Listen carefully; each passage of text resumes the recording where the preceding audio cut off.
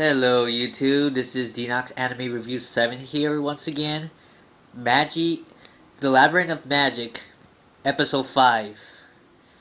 This episode was really good. I tell you that right now. But I got really pissed off in some parts of the episode as well. So, as we left off, Elder Baba, which I'm gonna call her, the elder of the Koga clan, she got shot by an arrow in the back.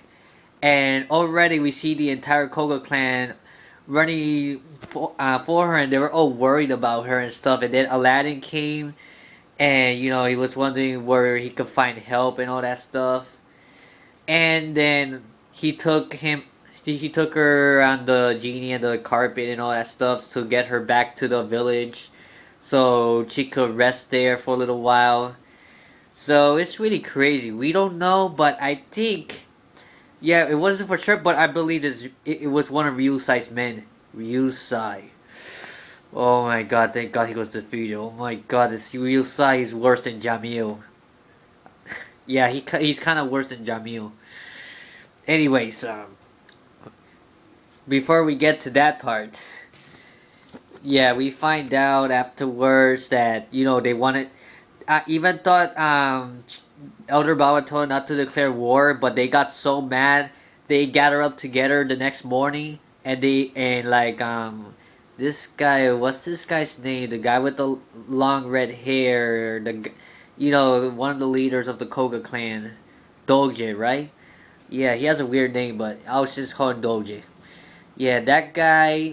He declared, that guy and the other general officer of Koga clan, they wanted to declare war against the Ko Empire, which, you know, they started doing and everything. They started surrounding the Empress after she left to tell them the message that they were not, you know, to set things straight pretty much. Lady Hakurei, which she was pretty awesome in this episode, which I feel sorry for her for a little moment.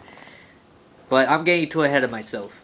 Ryosai, we see a scene of him, and he's like, you know, embracing the moment and taking advantage that if Hakurei gets attacked, that he has all the good reasons to actually declare war against the Koga clan.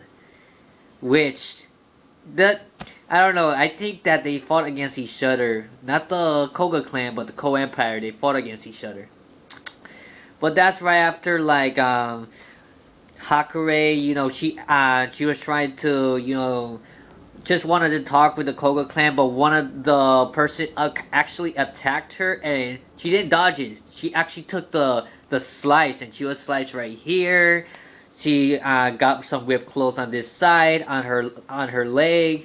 Yeah, on her left side, she got slashed, and she was like brave, and we didn't even wince or in pain at all. She was like, she was ready for pain.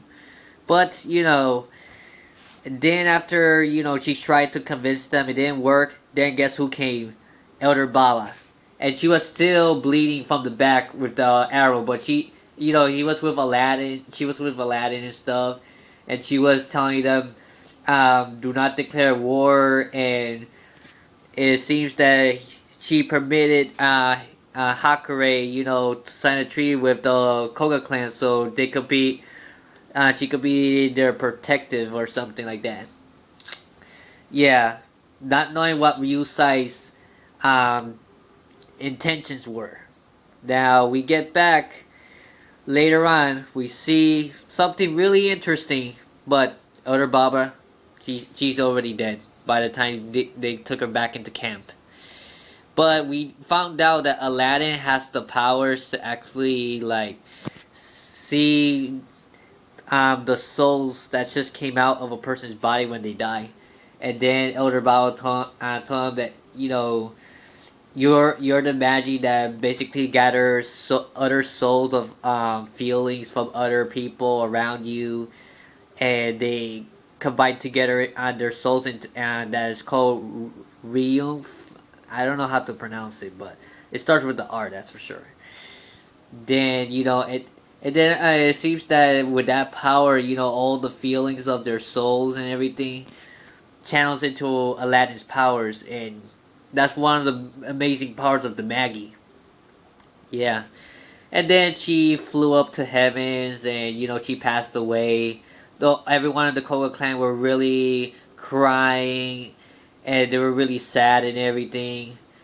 And then we get a scene of the bullcrap Ryosai. But first we see like Hakurei, she was returning back to her village and stuff. And then we see Ryosai with an army of his own. A bunch of horses and soldiers ready to attack Hakurei and the Koga clan. And then, Hakurei called him a traitor because we already, signed a treaty to cooperate with, so they could cooperate with us and everything. But Ryosai didn't give a crap. He just wanted to have all these slaves and everything from the Koga clan. The girls from the Koga clan, they just want them to be enslaved by this bastard. I tell you, this guy is a scum of the earth. Yeah, that moment I was really pissed off. I was really angry. You know what this guy did?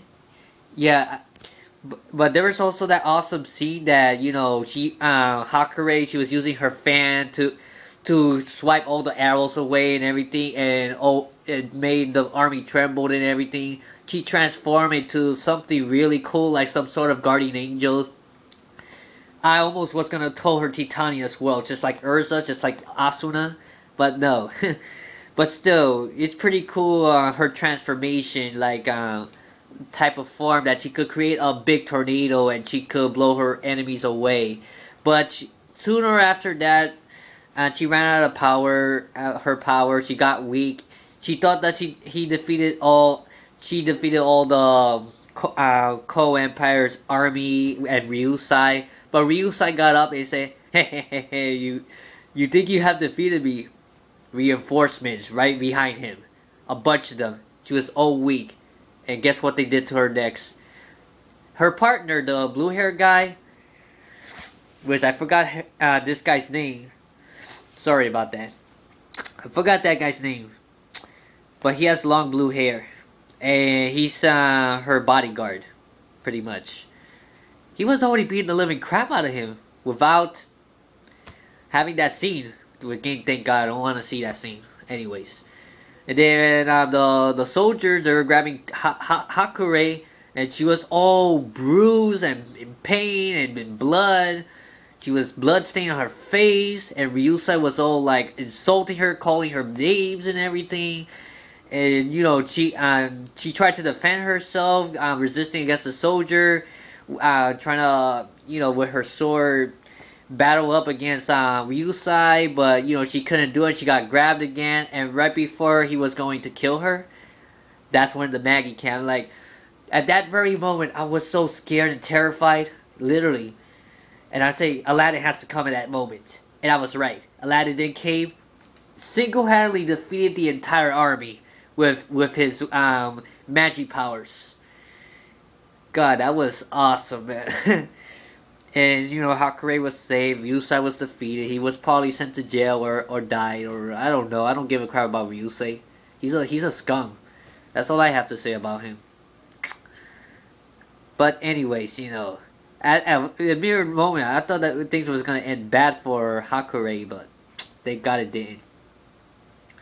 But either ways, then we get the really interesting scene that it seems that Hakurei also has a genie of her own. It's like a female genie from her flute or something. I think when Aladdin was, her gold staff was shiny. Aladdin pressed the little button over there, and then her genie came out serving Hakurei. It seems that she's also a Magi as well, just like Aladdin. I wouldn't say if she's actually a Magi, but I'm pretty sure Aladdin's not the only one of his kind. That's all I could remember right now. So it's pretty interesting. Then Aladdin summoned Ugo, without the head.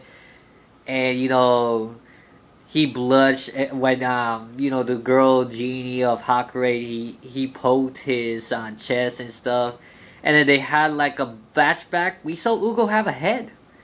And he was actually not that bad looking. He had a head, but he was all muscle and everything.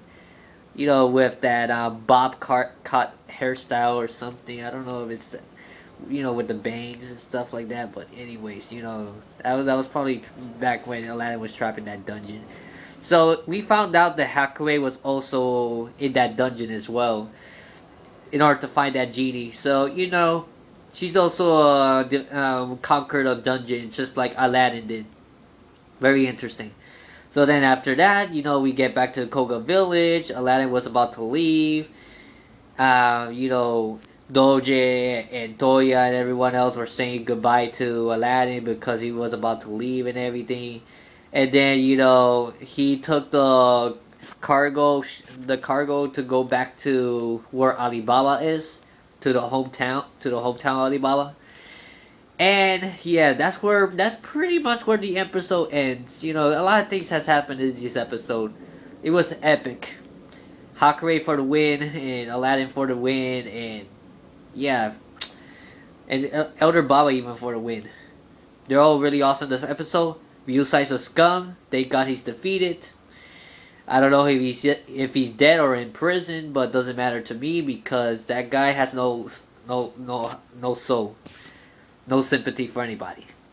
So we shouldn't have sympathy for him, right? Anyways. Next episode is going to be all about Morgiana. So we're probably going to find out more of her backstory. About her being a slave. And how she's against her because she was a slave, I guess. But that's all we have to find out next week. Next week I'm looking forward to the next MAGI episode. Yeah, especially Morgiana. She's already been one of my favorite characters in MAGI now. As a matter of fact, maybe in the top 30 best anime characters I ever met. She's cool. She's like the muscle of the group. And usually the guys are the muscle, but she's the muscle. She's stronger than both Aladdin and Alibaba in, brute strength. So, we'll see what happens. Then soon after, I think that Morgiana is going to join Aladdin and Alibaba in their quest. And there might be other people joining them in the near future. But anyways, that's all I have to say right here. Take care, God bless, stay cool. What you think about this episode, please leave a comment. I would like to hear from you guys. And anyways, I'll see you later. Until the next review, bye-bye.